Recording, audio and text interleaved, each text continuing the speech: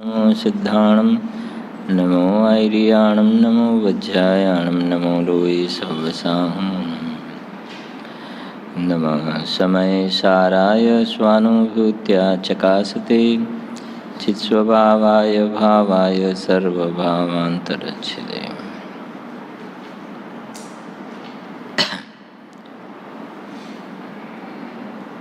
मंगलमय मंगलकरण वीतराग विज्ञान नमो तेजेथि थयारहंतादि महान नमः श्रीवर्धमानाय निर्धूत कलिलात्मने सालोकानां त्रिलोकानां यद्विद्यादर्पणायते मोक्षमार्गस्य नेतारं भेतारं कर्मभ्रुभृतां ज्ञातारं विश्वतत्त्वानां वन्दे तद्गुणलब्धये।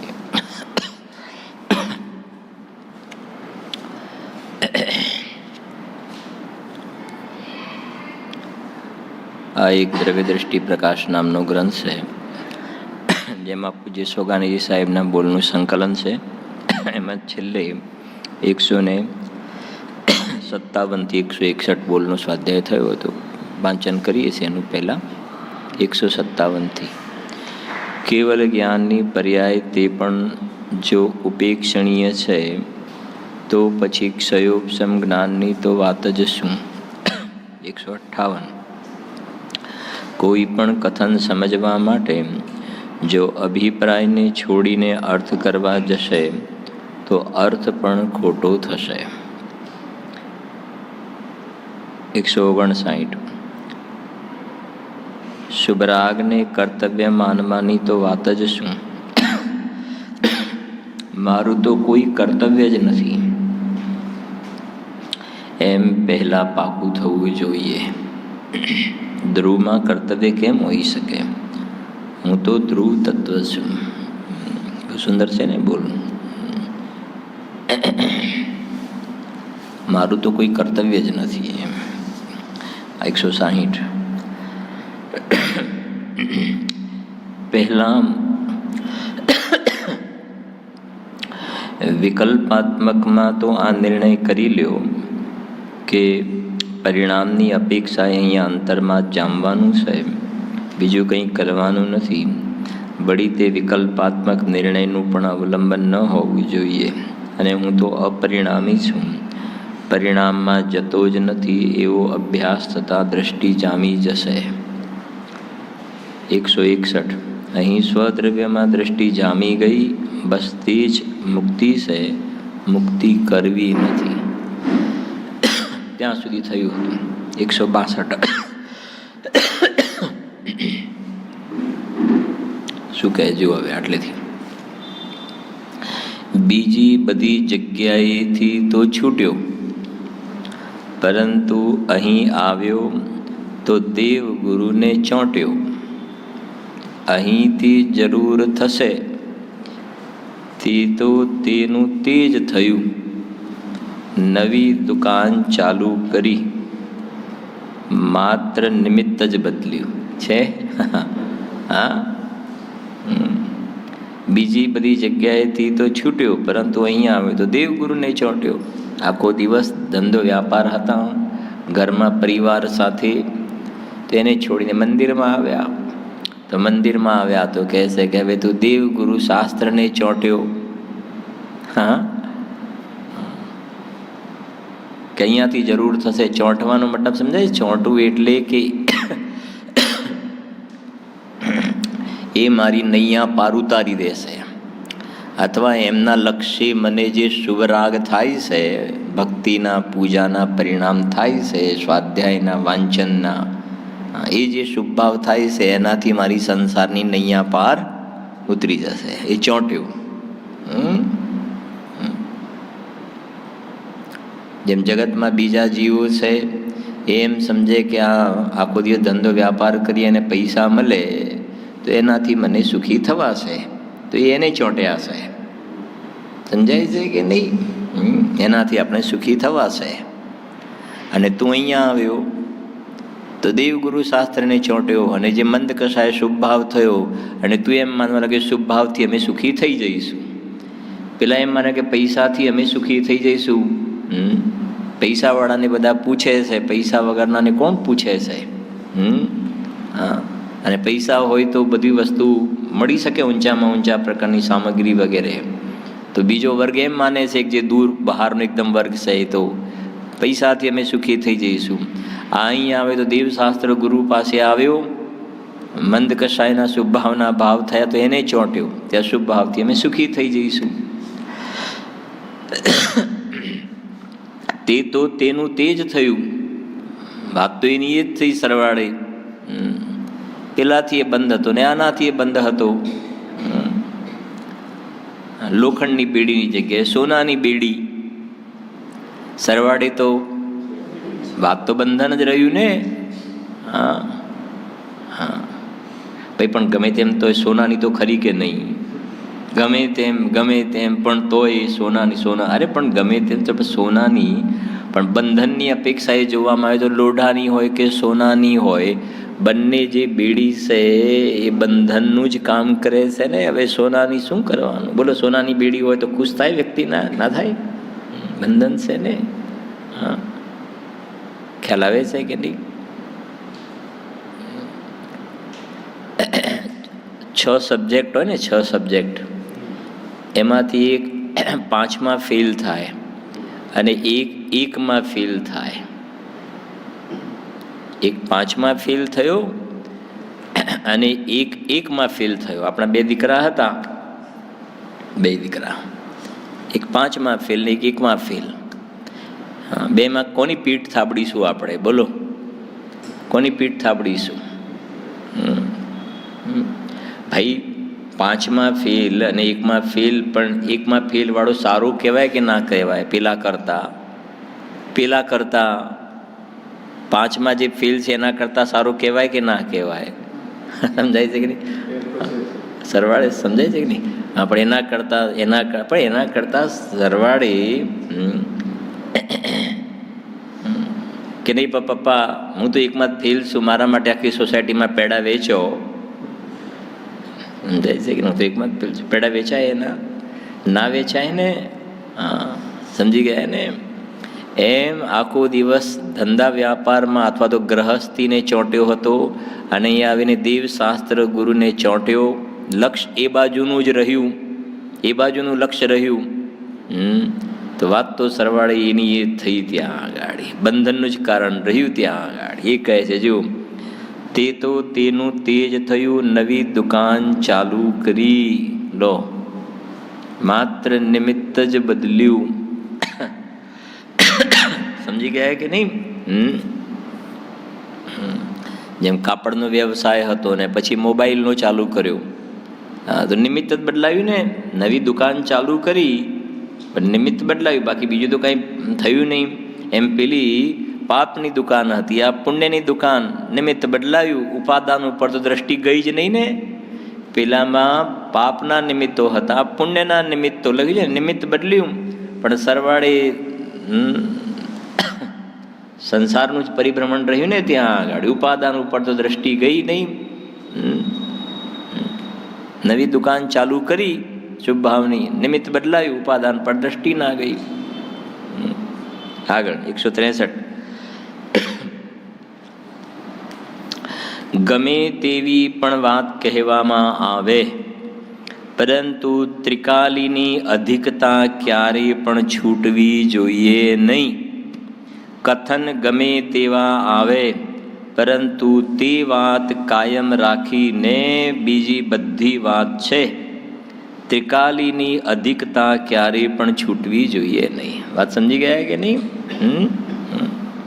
આજ હું પરમાત્મા છું, ત્રિકાલી એટલે હું પરમાત્મા છું, એ વાતને હંમેશા રાખી, સમજાય છે ને? સેન્ટર પોઈન્ટમાં હું પરમાત્મા છું એને મુખ્ય રાખી અને પછી બાકી બધા ધર્મના અનુષ્ઠાન હોય, પૂજન હોય, પ્રક્ષાલ હોય, સ્વાધ્યાય હોય, યાત્રા હોય, વિધાન હોય, દાન હોય, પણ હું ત્રિકાલી ધ્રુવ પરમાત્મા છું અને મારામાં શુભ અશુભ ભાવ છે નહીં.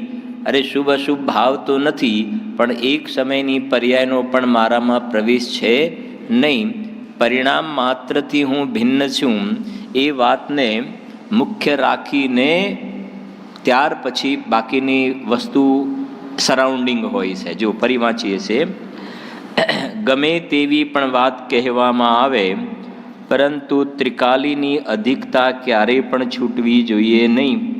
કથન ગમે તેવા આવે પરંતુ તે વાત કાયમ રાખીને બીજી બધી વાત છે. ત્રિકાલીની અધિકતા ક્યારેય છૂટવી જોઈએ નહીં. કથન ગમે તેવા આવીને વાત સમજીએ એને. જેમ તમે બિઝનેસ કરો છો, ધંધો કરો છો, તો તમે કોને સેન્ટરમાં રાખીને બિઝનેસ કરો છો? પ્રોફિટને. બરાબર છે કે નહીં? પ્રોફિટને સેન્ટરમાં રાખીને બિઝનેસ કરીએ છીએ. પછી ગ્રાહક આ આવે તોય વાંધો નહીં, પેલો ગ્રાહક આવે, આ ગ્રાહક આવે, કોઈ પણ પ્રકારના ને કથન ગમે તેવા આવે, કથન ગમે તેવા આવે, એમ ગ્રાહક ગમે તેવા પ્રકારના આવે.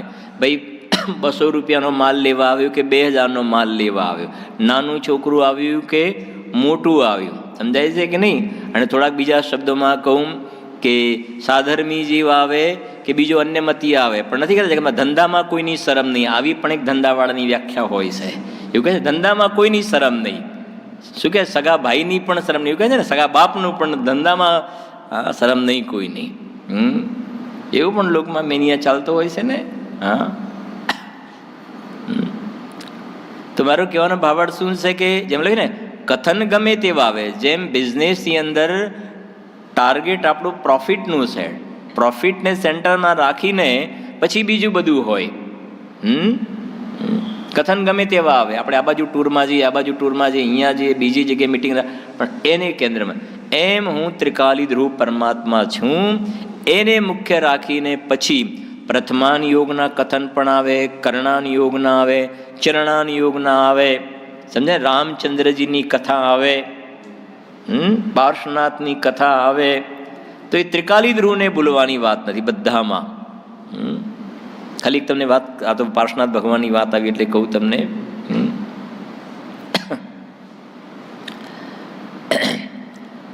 પાર્શ્વનાથ જે મુનિ અવસ્થામાં હતા ને એ વખતે કોને ઉપસર્ગ કર્યો હતો? પાર્શ્વનાથના ઉપર કોને ઉપસર્ગ કર્યો હતો? કમઠના જીવે કર્યો હતો ને ઉપસર્ગ. સંવરદેવ હતો એ, એનું નામ સંવરદેવ. થોડુંક જરાક વિચારજો. અને એવી જ રીતે પાલા 5 પાંડવ પર પણ ઉપસર્ગ કર્યો હતો ને. કોને કર્યો હતો? દુર્યોધનનો ભાણેજે કર્યો હતો ઉપસર્ગ. મને તમે જવાબ આપજો કે કોને કોના ઉપર ઉપસર્ગ કર્યો હતો? હવે તમે જ્યારે આવું સ્પેશિયલ પૂછ્યું એટલે જરાક વિચાર કરવાનો, કોને કોના ઉપર ઉપસર્ગ કર્યો હતો? બોલો નીતિનભાઈ. હા, સમજાય છે કે નહીં? આ જગત એમ બહારમાં એમ દેખાય ને કે ગજકુમાર મુનિરાજ ઉપર એમના સસરાએ સગડી મૂકીને ઉપસર્ગ કર્યો. દુઃખી કોણ છે બેમાંથી? સસરા કે ગજકુમાર? સસરા છે ને દુઃખી. તો એ સસરાએ ઉપસર્ગ તો એમને એમના ઉપર કર્યો છે. ગજકુમાર મુનિરાજ તો કેવલ જ્ઞાન લઈને ચાલ્યા ગયા. સમજાય છે કે નહીં? 5 પાંડવમાં 3 પાંડવ મોક્ષે પધાર્યા, 2 સર્વા સિદ્ધિમાં ગયા.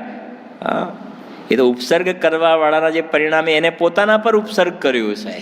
જુઓ તો ખરા. આ ત્રિકાલીની મુખ્યતાની વાત તરફથી કરી રહ્યો છું કે આને મુખ્ય રાખે ને અને બધું શ્રવણ કરો તો તમને ન્યાય જ આખા અલગ પકડાશે બધી જગ્યાએ. એ સંવરદેવ કમઠના જીવે પાર્શ્વનાથ ઉપર ઉપસર્ગ નહીં, એ કમઠના જીવે પોતાના પર ઉપસર્ગ કર્યો હતો. પ્રવીણભાઈ એટલે કહે છે ને ગમે તેવી પણ વાત કહેવામાં આવે પરંતુ ત્રિકાલીની અધિકતા ક્યારેય પણ છૂટવી જોઈએ નહીં. એના માટે આપણે કાલે જ કદાચ આઈ થિંક એક્ઝામ્પલ આવ્યું હતું. આવી થોડી વાત આના માટે તમને આપણે 3D ચશ્માની વાત કરી હતી ને, ખ્યાલ આવે છે ને? કે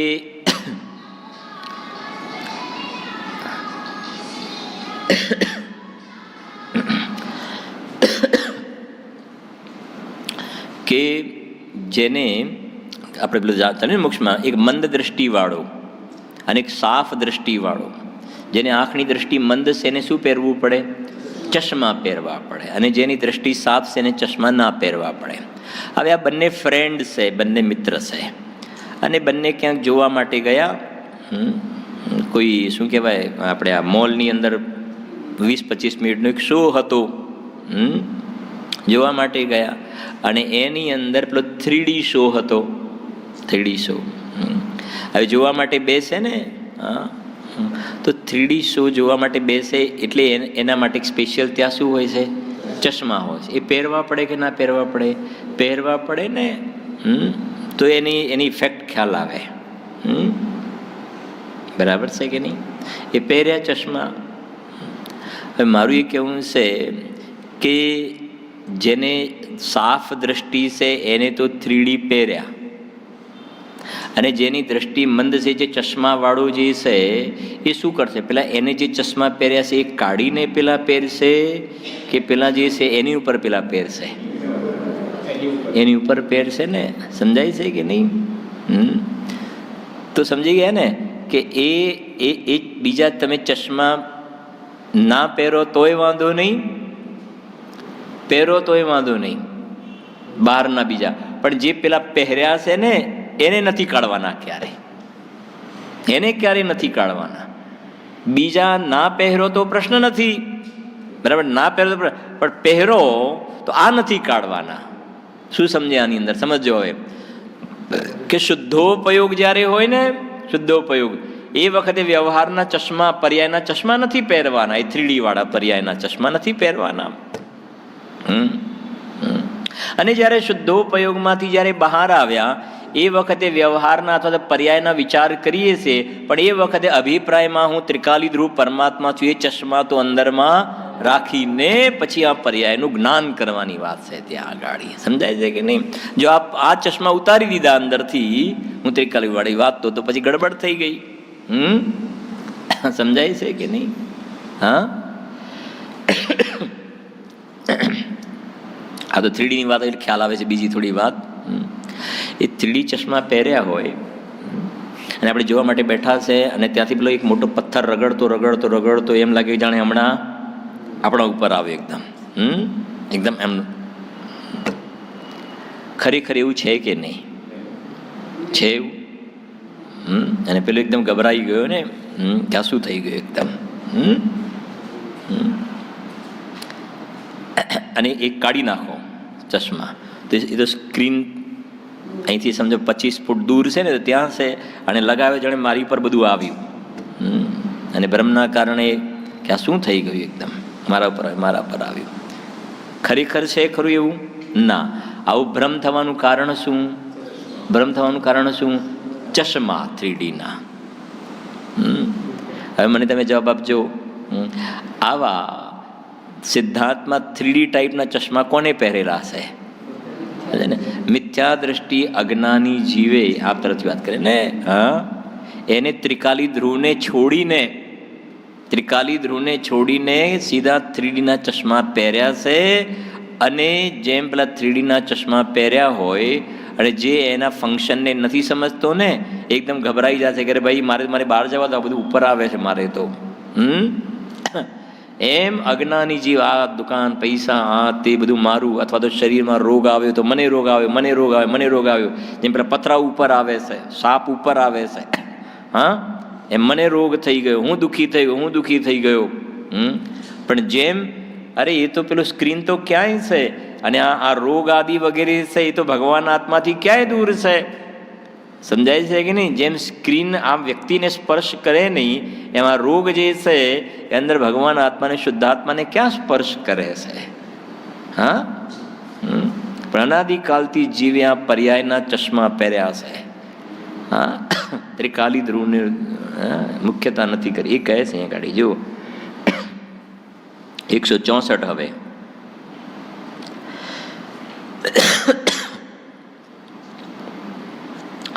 દેવની સન્મુખ જુઓ તો દેવ એમ કહે છે કે હું તમારી સામે જોતો નથી, તમે પણ મારી સન્મુખ ન જુઓ, પોતાની સન્મુખ જુઓ. સમજી ગયા કે નહીં? અત્યારે હમણાં સ્વાધ્યાય પછી દર્શન કરવા જાઓ તો જોજો જરાક. રોજ જોતા તો હશે, જોજો તો ખરા. કાલે સવારે જોજો, સાંજે જોજો, પરમ દિવસ સવાર સાંજે જોજો. એકાદ વખત આમ દરેક વખતે જોઈએ તો આપણે આમ જોઈએ ને ભગવાન ક્યાં જોઈએ છે? અંદરમાં. જોયું ને, દેવની સન્મુખ જોવો તો દેવ એમ કહે છે કે હું તમારી સામે જોતો આમ અંદર. આપણને ક્યારેક એવું લાગે કે ના, હું ભગવાનના દર્શન કે ભગવાન મારી સામે જોતા હોય તો એવું એકાદ વખત ક્યાંક મળી જાય તો કહેજો મને. નથી મળતું ને.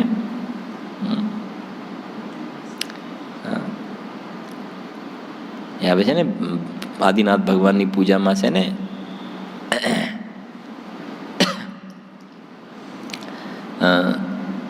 ભવ્ય નિહારે અહો આપકો, आप निहारे अपनी ओर, धन्य आपकी वीतरागता, प्रभु प्रभुता का और न छोर. શું કહ્યું પહેલી લીટીમાં? ભવ્ય નિહારે અહો આપકો, આપ નિહારે અપની ઓર. સમજાય છે કે નહીં?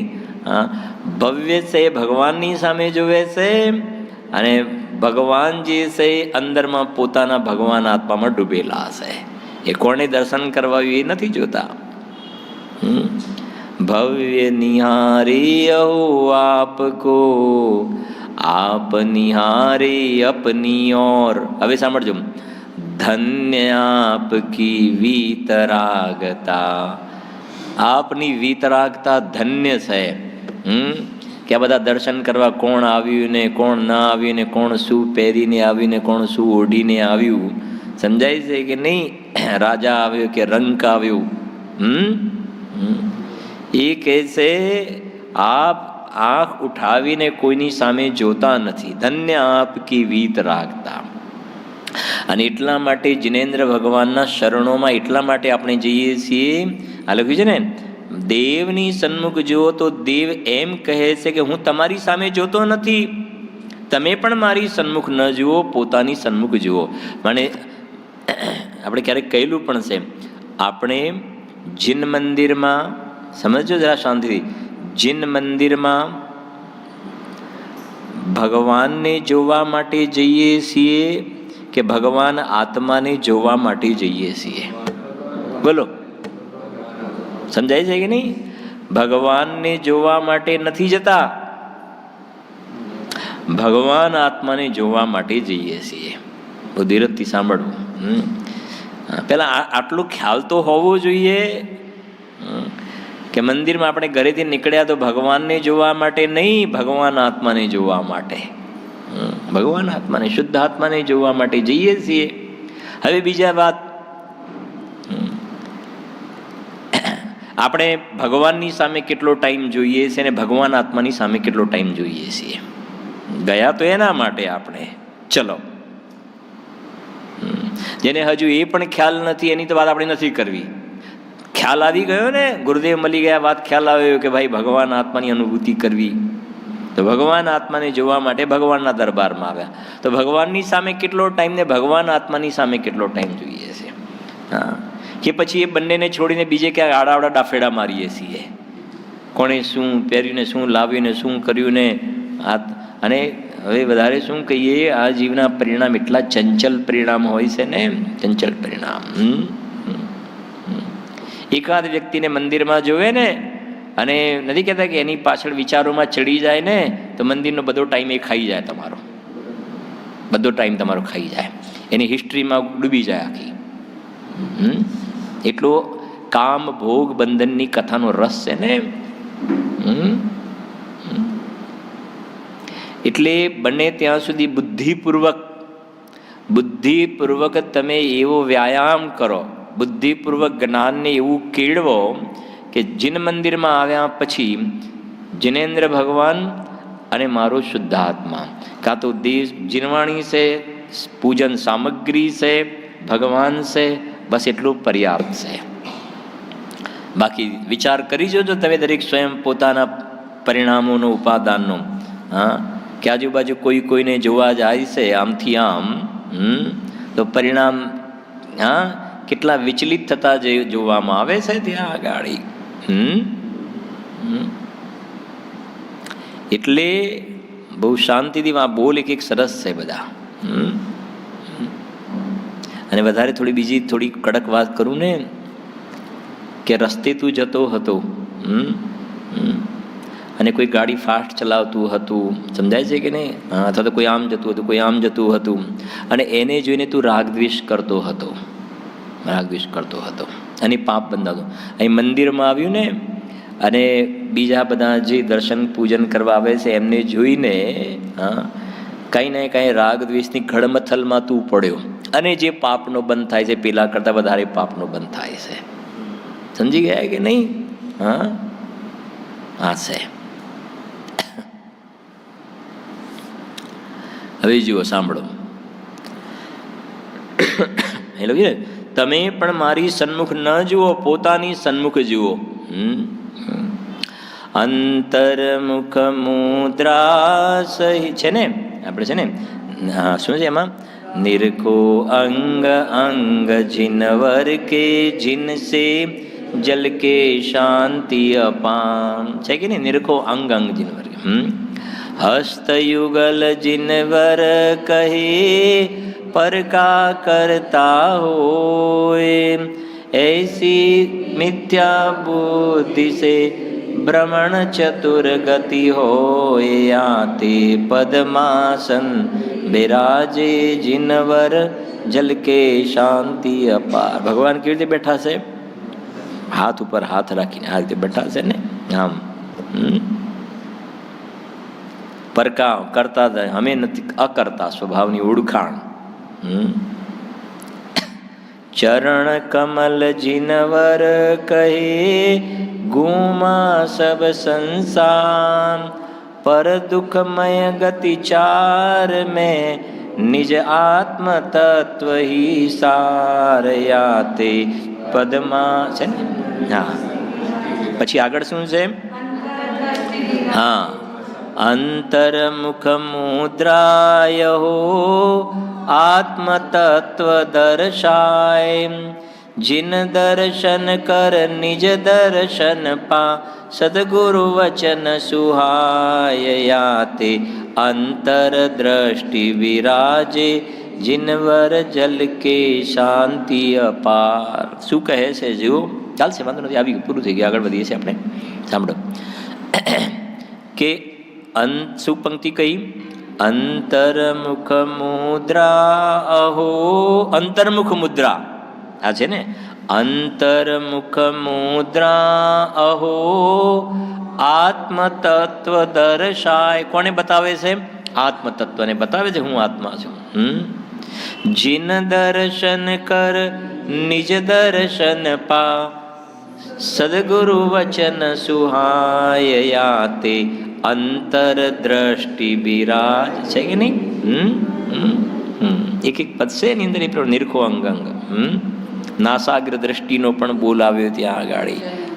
લોચન દ્વય જીનવર કહે દેખા સબ સંસાર.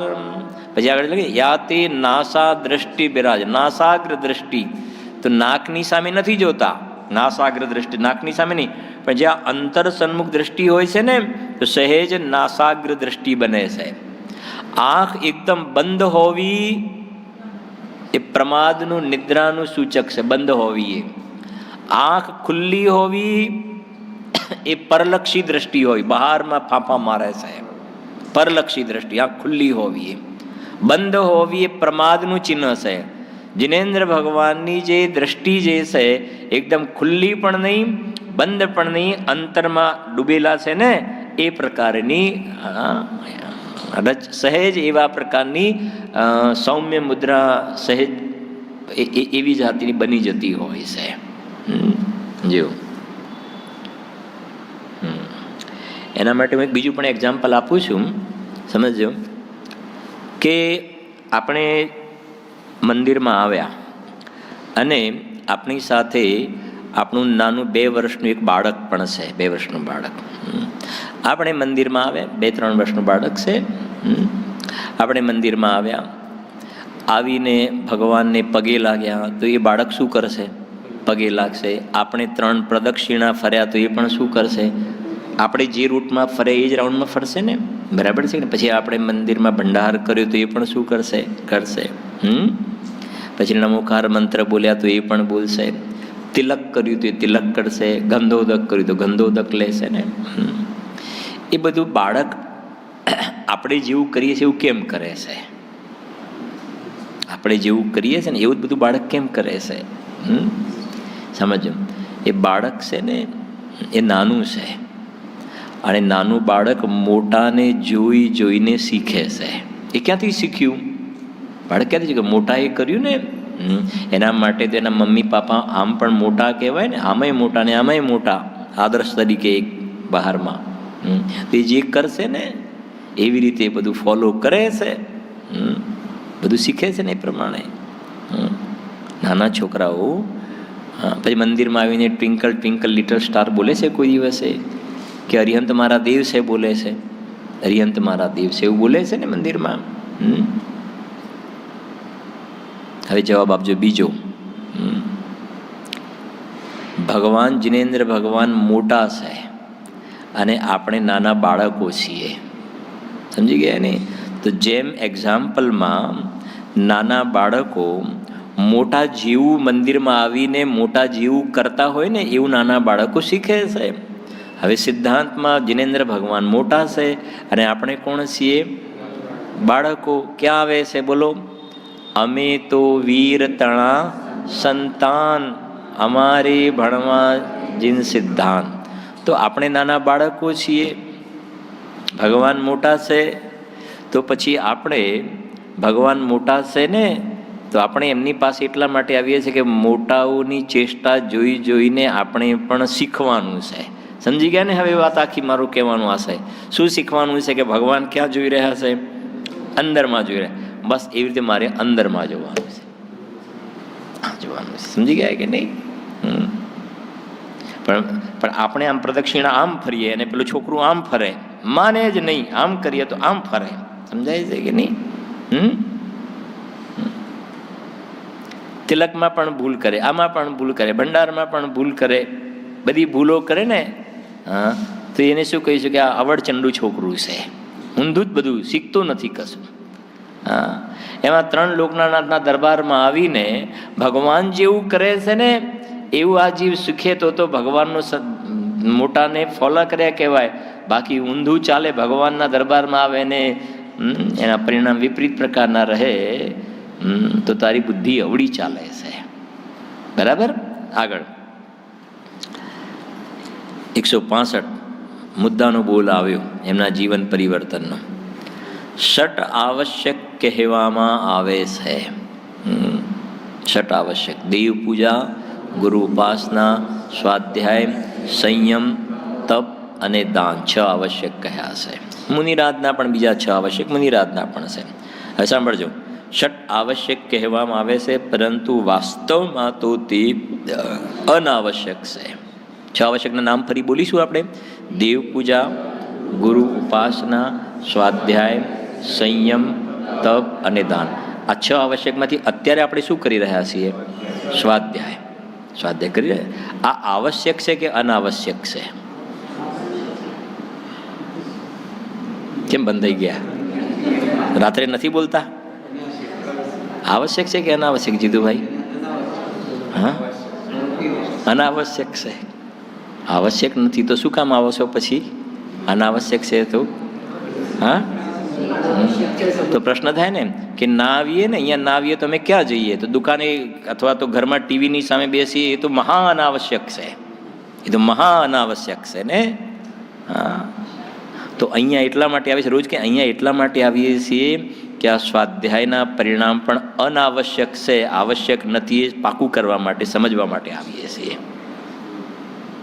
અહીંયા રોકાવા માટે નહીં, આમાં સંતુષ્ટ થવા માટે નહીં, એમાં ક્યાંય ગફલતમાં ના આવી જાય, ભૂલ ના પડી જાય, એ દ્રઢતા કરવા માટે આવીએ છીએ કે આ સ્વાધ્યાયના પરિણામ અનાવશ્યક છે અને પરમ આવશ્યક. આવશ્યક કહ્યું ને, અને અંદરમાં આત્માના શરણમાં ચાલ્યા જવું, અંદરમાં ડૂબી જવું, એ પરમ આવશ્યક છે. નિયમ સારની અંદર પરમ આવશ્યક નામનો અધિકાર છે. પરમ આવશ્યક. આત્માના દ્રવ્યગુણ પર્યાયનો વિચાર કરવો, અંદરમાં દ્રવ્યગુણ પર્યાય આવશ્યક છે કે અનાવશ્યક? પોતાના દ્રવ્ય ગુણ પર્યાયનો વિચાર કરવો એ આવશ્યક કે અનાવશ્યક? હા, વિચારની વાત અનાવશ્યક છે. વિકલ્પ વાળો વિચાર કરે છે ને, અનાવશ્યક છે. બંધ થાય છે ને. હા, નવી દુકાન ચાલુ કરી, હમણાં કહ્યું ને એ પ્રમાણે, સરવાળે બંધનું કામ તો ચાલુ જ રહ્યું તારું. જો એટલે સવારે પણ બોલ લીધા હતા ને આજે સોગાની સાહેબના, સવારે 2 બોલ લીધા હતા ને. બીજી એક બે વખત છે, મને નથી હતું પેલા લૌકિકમાં પેલા ક્રિકેટર એવો હોય કે 6 બોલ સીધા પેવિલિયનમાં જ મોકલે, એવું બેટિંગ કરે. એમ સોગાની સાહેબનું બેટિંગ એવું છે, સીધું ડાયરેક્ટ અંદરમાં, બીજી કોઈ વચ્ચે કાંઈ જોઈએ નહીં, હલકું નહીં કાંઈ. હા, નથી કહેતા લોકમાં ભાઈ અમારે બધી વસ્તુ ખાવાનું, પીવાનું, પહેરવાનું, ઓઢવાનું, બધી વસ્તુ અમે બધું બ્રાન્ડેડ, અમને હલકું ના ચાલે કાંઈ પણ, બધું ઊંચા પ્રકારનું જોઈએ. એમ સોગાણીજી સાહેબને પણ બધું તત્વની વાત, એકદમ પરમ અધ્યાત્મની વાત, કાંઈ બિલકુલ ઢીલીવાળી વાત નહીં. જો સાંભળ, સટ આવશ્યક કહેવામાં આવે છે, પરંતુ વાસ્તવમાં તો તે અનાવશ્યક છે. શ્રાવકની ભૂમિકામાં વિકલ્પ આવે છે, તો કેવા પ્રકારનો આવે છે તે બતાવવા માટે કહેવામાં આવે છે. એને ચોંટી શું પડવાનું? સમજાય છે ને? શ્રાવકની ભૂમિકામાં ઇન બિટવીન વચ્ચે કેવા વિકલ્પ આવે છે બતાવવામાં આવે છે. જાણી લો પ્રયોજનો આવે વચ્ચે. વાસ્તવમાં તો તેમાં પણ ખેદ અને દુઃખ જ લાગે છે. લો, એ અણુવ્રત મહાવ્રતના પરિણામ આવે, દેવ પૂજા આવશ્યકના બધા વિકલ્પ આવે ને, એમાં એમને ગમતું નથી, ખેદ વર્તે છે. સ્વભાવ સુખમાં જામતા જ વિકલ્પની આકુળતા ભાસે છે કે આ આવશ્યક આદિ પણ દુઃખ ભાવશે. ઉપાદેય કેવા? આ ઉપાદેય ક્યાંથી હોઈ શકે? આવશ્યક એટલે ઉપાદેય, એ ઉપાદેય ક્યાંથી હોઈ શકે? એ તો વ્યવહારથી સ્થૂળ દ્રષ્ટિથી ઉપાદેય આવશ્યક કહ્યા. બાકી જેને અંદરમાં સ્વભાવ સુખમાં જામતા શબ્દ હોય ને, સ્વભાવ સુખમાં જામતા, અંદરમાં નિરાકુળ સુખનું વેદન થયું, તો આ સ્વાધ્યાયનો વિકલ્પ એ પણ બોજો લાગે છે. અને સવારે જાય ને, સર્વા સિદ્ધિના દેવો 33 સાગર ઉપમ સુધી ચર્ચા કરે છે. અને આ બાજુ એક શ્રાવક જે છે ને, એક કર્મભૂમિનો મનુષ્ય મુનિદીક્ષા અંગીકાર કરી અને અંતર્મૂર્ત, ખાલી અંતર્મૂર્ત અંદરમાં ઠરી જાય ને કેવલ જ્ઞાન લઈને ઊભા થઈ જાય છે. કેવલ જ્ઞાન, અંતર્મૂર્ત જ. અને આ બાજુ 33 સાગર સુધી ચર્ચા કરે, ચોથાથી આગળ વધતા જ નથી. મને વિકલ્પમાં જ રોકાયા ને. એટલે ખરેખર તો અનાવશ્યક છે.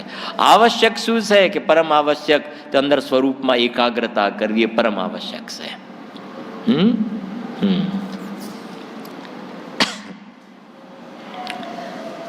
કંઈક વાત હતી ખ્યાલમાં, જો કહું ફરિયાદ મળી જાય તો. સટ આવશ્યક કહેવામાં આવે છે, પરંતુ વાસ્તવમાં તો તે અનાવશ્યક છે. શ્રાવકની ભૂમિકામાં વિકલ્પ આવે છે, તો કેવા પ્રકારનો આવે છે તે બતાવવા માટે કહેવામાં આવે છે. બરાબર છે ને? જેમ સમજો કે ભાઈ આપણે અહીંયાથી બોમ્બે જવું છે, આપણે ટ્રેનમાં બેસી ગયા, બરાબર છે, ગુજરાત મેલમાં બેસી ગયા, બોમ્બે જવું છે, તો રસ્તામાં વચ્ચે વડોદરા પણ આવે કે ના આવે?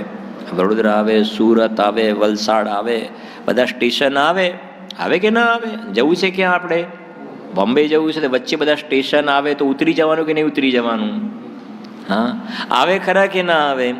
આવે ને. તો આવે તો શું કામ નહીં ઉતરવાનું? અરે આવે તો આવે, એમાં ઉતરી થોડું જવાનું? આવે એટલે ઉતરી જવાનું, એવું કોને શીખવાડ્યું? એમ મોક્ષ માર્ગની ભૂમિકામાં વચ્ચે શ્રાવકને કે મુનિદશામાં આવા પ્રકાર અણુવ્રત મહાવ્રતના વિકલ્પ આવે, આવશ્યકના આવા પરિણામ, સ્વાધ્યાય વગેરેના પરિણામ જોવામાં આવે. પણ આવે તો ત્યાં ઉતરી જવાની ક્યાં જરૂર છે? ઉતરી જવું એટલે સમજી ગયા ને, એમાં સંતુષ્ટિ થવાનું, એને ઉપાદેય માનીને ત્યાં રોકાવાની ક્યાં વાત છે? જેમ જવું છે મુંબઈ અને વડોદરા કે સુરત આવીને ઉતરી ગયા ને, તો હેરાન થઈ જશે ને, પછી તકલીફમાં મુકાઈ જશે. એમ વચ્ચે આ સ્ટેશન આવ્યા અને એમાં જો ઉપાદેય પણ માનીને રોકાઈ જાય ને, તો ગુણસ્થાન પડી જશે ત્યાં આગળ. સમયસર એની પણ ગાથા છે. રોકાઈ જશે ને. સમ્યક દ્રષ્ટિ પણ જો ઉપાદેય પણ ત્યાં માની લીધું તો નીચે આવી જશે, પાછા નીચે આવી જશે. હા, જો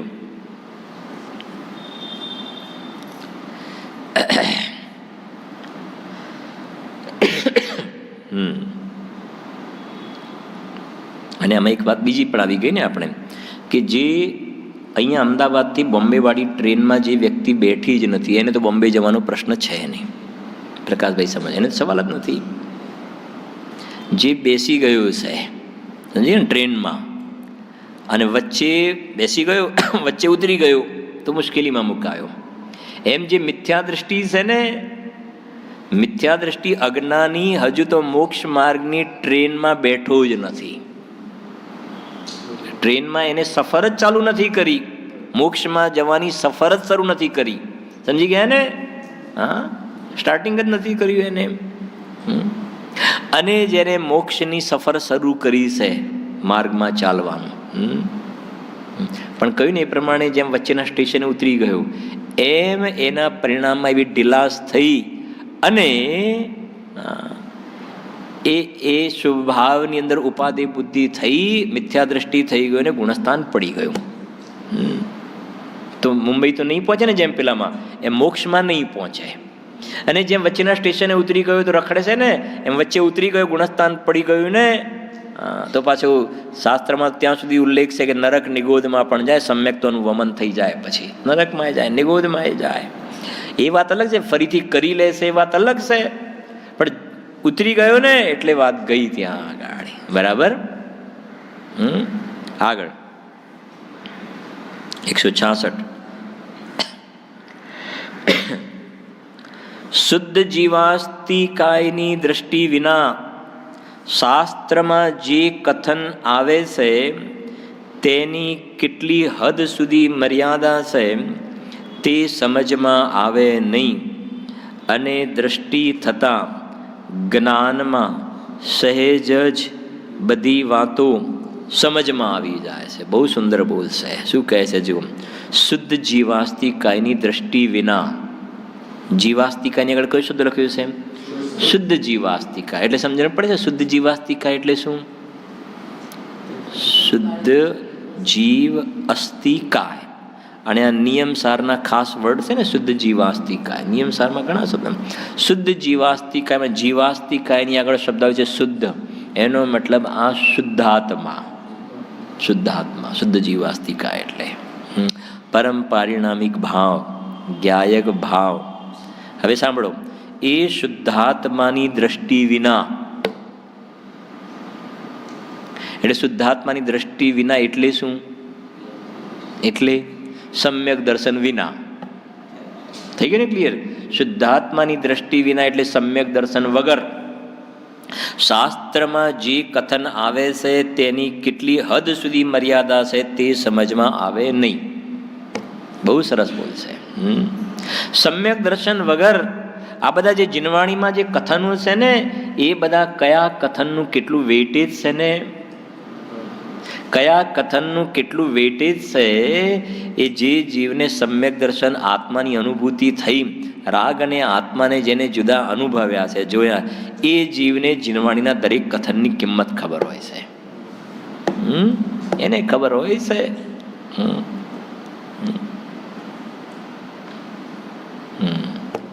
અને જેને અંદરમાં આવી જાતિનું ભેદ વિજ્ઞાન સમ્યક દર્શન પ્રગટ નથી ને, એને જીનવાણીના બધા કથનોની ડેપ્થ, એની ઊંડાઈ, ગંભીરતા કેટલી છે એ અજ્ઞાની જીવને એની સમજણ નથી પડતી.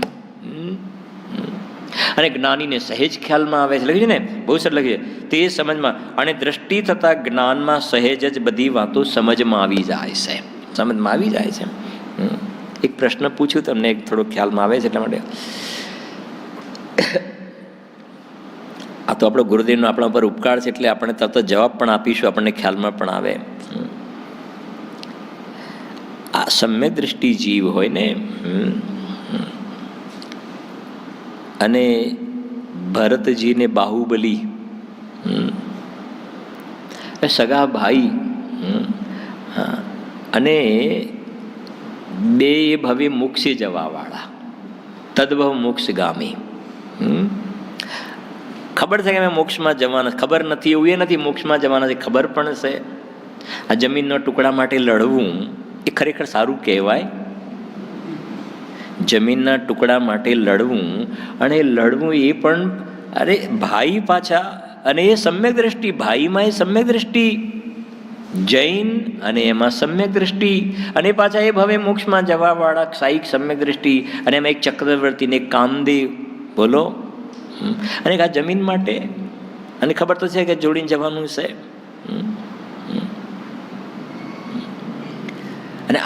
અને એ ખાલી નાટક તો નહીં, રિયલમાં એ જે ચક્ર છોડ્યું ભરતજીએ બાહુબલી ઉપર, શેના માટે ચક્ર છોડ્યું હતું બાહુબલીને?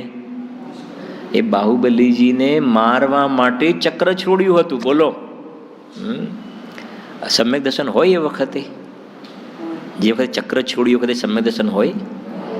ચક્ર છોડ્યું એ વખતે, જે ચક્ર છોડવાના પરિણામ સમ્યક દર્શન હોય કે ના હોય? બોલો. હા, સમજી ગયા ને? હવે આ જે કહેવું છે કે જેને અંદરમાં રાગથી ભિન્ન અંદરમાં આત્માનો અનુભવ થયો છે ને, એને બરાબર ખ્યાલ આવે છે કે આવી જાતિનો રાગ પણ સમ્યક દર્શન થયા પછી હોવામાં વાંધો નથી આવતો. આ તો આપણે શાસ્ત્રથી ગુરુદેવે બહુ વગાડીને શીખવાડ્યું એટલે આપણે બોલતા થયા. સમજાય છે કે નહીં? અન્યથા નહીં લેતા, વિદ્વાનોને માટે છૂટ આપવાની માટે હું નથી કહેતો. આપણને તો તમને થોડો ખ્યાલ આવે એંગલ. કોઈ વિદ્વાને પંડિતજીએ ક્યાંક ફંક્શનમાં કે અથવા તો બીજે ક્યાંક બહારમાં ક્યાંક પેન્ટ શર્ટમાં તમને એના દર્શન થઈ જાય તો બધા પૂછે તમે પેન્ટ શર્ટ પહેરો છો? સમજાય છે કે નહીં? હા હા, પેન્ટ શર્ટ પહેરો છો તમે? કેમ ના પહેરાય પેન્ટ શર્ટ? સૌરભ, વિદ્વાનથી પેન્ટ શર્ટ ના પહેરાય? ના પહેરાય. હા હા. શ્રોતા ગમે ત્યાં હરે ફરે, ગમે તે હોટલમાં ખાય, રાત્રે ખાય, દિવસે ખાય, સમજાય છે કે નહીં? ગમે તેવા કપડાં પહેરે, મંદિરમાં એ પહેરે, એના માટે બધું ગ્રીન સિગ્નલ. અને વિદ્વાને લગ્નના પ્રસંગમાં પણ કદાચ પેન્ટ શર્ટ પહેર્યું હોય તો એને સહન નથી થતું. પેન્ટ શર્ટ પહેર્યું હતું એમને. મારું કહેવાનો ભાવાર્થ સમજો. એનો અર્થ એ થયો કે તમે ગુરુદેવ શ્રીની વાતને સમજ્યા જ નથી. મારે તો એ સમજાવવું છે તમને. તો પેલી ભરતજીની બાહુબલીની અને રામચંદ્રજી લક્ષ્મણના 6 મહિના મળદાને લઈને ફર્યા, ઋષભદેવ નીલાનંદન નૃત્ય જોતા હતા, તો એ સમ્યક દર્શન હોય કે હા હોય? એ બધી વાતો તો બરાબર બેસી જાય છે. પણ એક વિદ્વાને એક પેન્ટ શર્ટ પહેર્યા હોય ક્યાંક ફંક્શનમાં, તો તમને અંદરમાં પેલી કીડીઓ ચટકા ભરવા લાગે છે. એનો અર્થ એ થયો કે વાસ્તવમાં તમે હજુ જૈન ધર્મના સ્વરૂપને સમજ્યા નથી સમજ્યા. હા, મેં એટલે માટે પહેલાં માટે કહ્યું કે વિદ્વાનને કોઈ પેન્ટ શર્ટ પહેરવા માટેની ગ્રીન સિગ્નલ માને કે એની જેમ કહેવાય ને, ભરતજીએ બાહુબલી પર ચક્ર ચલાવ્યું કોઈ સારી વાત હતી, નીલાનંદન નૃત્ય જોતા કોઈ સારી વાત હતી, એ નથી કહેવા માગતા.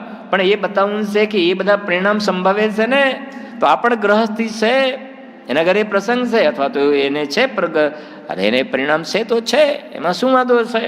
એમાં મોટો કયો પહાડ તૂટી પડ્યો છે કે તને અંદરમાં આવું આપવું છે? તમે જોયા પાછા બે જણને જેને કે જોયા, તમે એમને જોયા પેન્ટ શર્ટ પહેર્યું છે? નથી જોયા? તમે મળો તો ખરા. હા હા, આ એ કહે છે એ ગાડી. અને મેં કહ્યું ને, શ્રોતાને બધું ચાલે. તો શ્રોતાને પણ, વક્તાને શ્રોતામાં એવો તો કોઈ મોટો શ્રોતા પણ છે ને એ જૈન શાસનમાં ગુરુદેવ તમે માથે છે ને, તો પછી આપણી કાંઈ નહીં, બસ આપણા માટે બધું ગ્રીન સિગ્નલ. એમ ના હોય ને, તો સમજવું જોઈએ. હું તો એટલા માટે ધ્યાન દોરું છું કે સહજ આજે રહે ને, જેને અંદરમાં આત્મજ્ઞાન થાય છે, સમ્યક દર્શન, એને આ સહજ હોય છે બધું. અને મિથ્યા દ્રષ્ટિને તો એક એક ઉદાહરણ વગાડીને સમજાવી એટલા જ આવડે એને. જે 4, 5, 10 કહે ને એ સિવાય ક્યાંક થોડુંક અનબેલેન્સ જેવું દેખાય ને, તો એને એમ લાગે કે મુશ્કેલી દેખાય, અને એને અંદરમાં એ વાત હજમ ના થાય, લાઇટલી એ વસ્તુને લઈ નહીં શકે.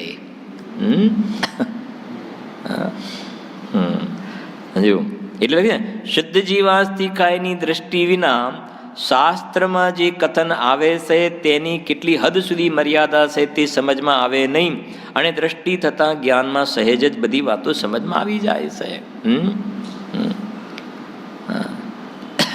કોઈ સમજો ને કે આ જ રીતે કે મંદિરમાં અથવા તો બહારમાં કોઈ એવા કોઈ કામ માટે કોઈ વિદ્વાન એકદમ ગુસ્સે થઈ જાય, અરે એમનો તમે ગુસ્સો જોયો હોય તો એવો તો ગુસ્સો આપણો ના હોય. સમજી ગયા ને તરત જ. હા હા. પણ એ વ્યક્તિએ જે ગુસ્સો કર્યો એ શેના સંદર્ભમાં કર્યો, શું પ્રયોજન હતું? અરે બહુ બહુ નેચર એમનું આમ છે તેમ છે. તરત જ આપણે કેવી રીતે તુલના કરીએ છીએ. હા બરાબર. હું જે ફરીથી રિપીટ કરું, આ ઉપદેશ જે આપવામાં આવે છે એ શ્રોતાઓની ક્લેરિટી માટે છે. જે કરે છે આવા પરિણામ એની સ્વચ્છંદતા માટે નથી. ટોડરમલજી લખી છે મોક્ષમાર્ગ પ્રકાશકની અંદર વાત, વક્તાનો ક્રોધ તે ક્ષમાનો ભંડાર છે. આવું બોલ લખ્યું છે, વક્તાનો ક્રોધ એ ક્ષમાનો ભંડાર છે. જેમ વક્તા અહીં શ્રોતા કોઈ બેઠા હોય અને હાથમાં સમજો કે જીનવાણી છે કે આત્મધર્મ છે અને ગરમી લાગે છે તો એ હાથમાં એ લઈ અને પછી એને હવા ખાય ને વક્તા એકદમ ગુસ્સે થઈ જાય અને બોલે, સભાની અંદર ઇન્સલ્ટ કરી નાખે, તો શ્રોતા જો સમજદાર હોય ને તો ત્યાં લખ્યું છે વક્તાનો ક્રોધ એ ક્ષમાનો ભંડાર છે. શ્રોતા જે છે ને એને જો સમજદાર શ્રોતા હોય તો વક્તા ઉપર એને પરિણામ બગડતા નથી. એને એમ લાગે છે કે મારા દોષનું મને શું કરાવ્યું છે? જ્ઞાન કરાવ્યું છે. અને આ તો દેવશાસ્ત્રની ગુરુની વિરાધના થતી હતી ને, એ જીવને સહન ન થયું માટે એને પરિણામ આવા થાય. વ્યક્તિગત મારા પ્રત્યે એમને થોડો દ્વેષ ભાવ છે. વાત સમજી ગયા કે નહીં આખી? હા. એક બિલકુલ ઘટના છે સાચી એક બહારની, કે જે આપણી પૂજનની બધી પાટલી હોય ને, પૂજનની સામગ્રી મૂકેલી હોય, અને પછી એક ભાઈ હતા એ ઓળંગીને એ પ્રમાણે આમ ગયા હશે, તો એક બાજુમાં હાથ એકદમ ગુસ્સે થઈ ગઈને કહ્યા કે માફી માગો તમે, જીનવાણી દેવશાસ્ત્ર ગુરુની બધાની માફી માગો, તમે આવું વિરાધના કેમ કરી, આવું કામ કેમ કર્યું? સમજાય છે કે નહીં? તો એ જીવની અંદરમાં દર્દ થાય છે ને, એને તમારા પર વ્યક્તિગત કાંઈ નથી, પણ પેલી દેવશાસ્ત્ર ગુરુની વિરાધના થાય છે એને સહન થતું નથી. ત્યાં પ્રયોજન એ છે. એટલે વક્તાનો ક્રોધ એ ક્ષમાનો ભંડાર છે. પણ પછી લખ્યું કે આ ઉપદેશ વક્તાએ ગ્રહણ કરવાનો નથી. શું ચોખવટ કરી? આ ઉપદેશ વક્તાએ, કે વક્તાનો ક્રોધ તો ક્ષમાનો ભંડાર છે, એટલે વક્તાએ તો શું કરવાનું? હંમેશા ક્રોધ જ કરવાનો, બધાને ખખડાયા જ રાખવાના. ખ્યાલ આવે કે નહીં? તો કહે છે કે એ ઉપદેશ વક્તાને ગ્રહણ કરવા માટે નથી. શું પંડિતજીની રચના તો જો કેટલી સરસ રચના છે મોક્ષમાર્ગ પ્રકાશક. આગળ જો 167 આવી ગયો. બોલ, આજ સવારે પણ લીધો હતો, આવી ગયો. હા હા 167 જો, સર્વા સિદ્ધિના દેવો 33 સાગર સુધી ચિંતન મનન કરે છે. કેટલા? 33 સાગર, ઘણા અસંખ્ય વર્ષો નીકળી જાય. 33 સાગર સુધી ચિંતન મનન કરે છે તો પણ કેવળ જ્ઞાન નથી થતું. આ વાત સાચી છે. એક કાત તો બતાવો કેસ કે સર્વા સિદ્ધિવાળાને કેવલ જ્ઞાન છે. અરે કેવલ જ્ઞાનની તો છોડો, ચોથા ગુણસ્થાનથી આગળ પણ નથી વધતા. અને 33 સાગર સુધી શું કરે છે? ચર્ચા કરે છે ને. કોઈના લગ્નના પ્રસંગમાં એટેન્ડ કરવા જતા હોય, જીયાણું મામેરું, કોઈના બેસણામાં જતા હોય. હા, આજ સવારે જ કહ્યું હતું ને કે આને તો શું હોય કે ચલો ભાઈ શું કહેવાય, ઉનાળામાં બહાર ફરવા જવાનું અને દિવાળીમાં જાત્રા કરવાની, પેલું બેલેન્સ કરી દેવાનું. સમજાય છે કે નહીં? આ સર્વાસિદ્ધિના દેવોને એવું કરવાનું, એવું ખરું કે અમુક ટાઈમ ફરવા માટે જાય અને પાછું ચર્ચા કરવા લાગે? એવું ના, નિરંતર ચર્ચા કરે છે તો પણ કેવલ જ્ઞાન નથી થતું. સ્વાધ્યાય કરે છે તો વિચાર કરો, સ્વાધ્યાય આવશ્યક છે કે અનાવશ્યક? હા, કેવલ જ્ઞાન થઈ જવું જોઈએ ને. હા, નથી થતું. વાત સાચી વાત છે કે બહુ સરસ બોલશે, અમે કાલથી નહીં આવીએ સ્વાધ્યાય, બહુ સરસ બોલશે. તો શું કરશો? અમને વાંધો ને, શું કરશો? કે નહીં અમે તો દુકાન ઉપર, ઓફિસ ઉપર, બધા ન્યૂઝ, બધા મેગેઝિન, ટીવી પર જોઈશું. તો અમે એવું તો કહ્યું જ નથી કે એ જોવાથી તમને કેવલ જ્ઞાન થશે. એમાં તો નરકની ગોદમાં જશો. આમાં તો કમસે કમ ભવિષ્યમાં આવા નિમિત્તો એ મળશે. સમજાય છે કે નહીં? હા, પેલામાં તો સાવ પડી જશો એકદમ. જો સર્વા સિદ્ધિના દેવો 33 સાગર સુધી ચિંતન મનન કરે છે તો પણ કેવળ જ્ઞાન નથી થતું. અને અહીં અંતર મુહૂર્ત એકાગ્રતા થતાં કેવલ જ્ઞાન થઈ જાય અંદરમાં. આવે છે ને? અંતર મુહૂર્ત में ही जिसने अनंत चतुष्टय धारा है. अंतर मुहूर्त में ही जिसने अनंत चतुष्टय धारा है. दिगंबर वेश न्यारा है निर्ग्रंथों का मार्ग हमको प्राणों से भी प्यारा है. છે કે નહીં? છે, ત્યાં લખ્યું છે અંતર મુહૂર્ત મેં. કેટલા ટાઈમમાં? અંતર મુહૂર્તમાં. અંતર મુહૂર્ત મેં ही जिसने अनंत चतुष्टय धारा है. આવી ગયું ને કેવલ જ્ઞાન. આનંદ દર્શન, અનંત જ્ઞાન, અનંત સુખ, અનંત વીર્ય. વાહ! જુઓ, એકાગ્રતા થતા કેવલ જ્ઞાન થઈ જાય છે. જાણવાથી એટલે જાણપણાથી પ્રયોજનની સિદ્ધિ થતી નથી, લીનતાથી સિદ્ધિ થાય છે. સમજે ને? સવારે કહ્યું ને આ ગાથામાં આ છે અને આ ગાથામાં અહીંયા છે ને આ શાસ્ત્રમાં આમ લખ્યું છે. એ બધું જાણપણાથી કેવલ જ્ઞાન નહીં, પણ બધા શાસ્ત્રોમાં, બરાબર સાંભળજો જરા, આ શાસ્ત્રમાં આમ લખ્યું છે ને આ શાસ્ત્રમાં આમ લખ્યું છે એમ નહીં, પણ બધા શાસ્ત્રોમાં આત્મામાં એકાગ્રતા કરવાથી કેવલ જ્ઞાન થાય છે. બધા શાસ્ત્રોમાં સૌથી પહેલાં આત્માને જાણવું એમ લખ્યું છે. એટલે આ બધા શાસ્ત્રોમાં આત્માને જાણવાની વાત લખી છે ને, તો તું પહેલા નંબરમાં આત્માને જાણ. પહેલું કામ એ કર અને પછી એમાં એકાગ્રતા કર તો કેવલ જ્ઞાન થાય છે. એ પ્રમાણે છે. બાકી લઈશું પછી.